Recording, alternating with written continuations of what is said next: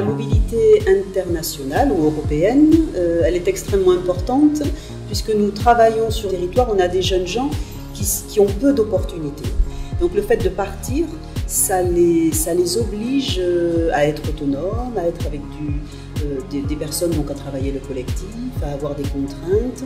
Et tous ces savoir-être sont transférables ensuite pour nous dans la logique dans l'accompagnement et la logique de parcours d'insertion. Et c'était pour nous important de nous associer à ce projet-là et de leur donner cette opportunité de découvrir voilà, comment ça se passe ailleurs, leur permettre de grandir aussi au travers d'une expérience qu'on pense riche pour nos jeunes.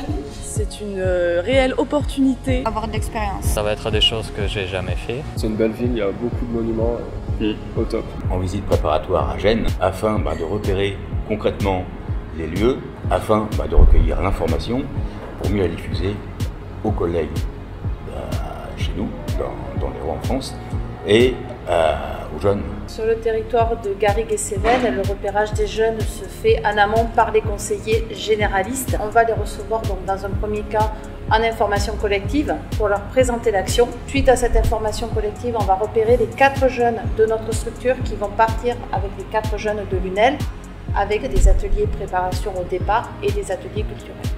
Le jour où je me suis inscrit à mission locale de Saint-Mathieu-de-Tréviers, j'ai vu qu'il y avait un voyage organisé à Gênes et on m'a parlé un peu plus de cette opportunité et je me suis dit que c'était une opportunité que je ne pouvais pas rater.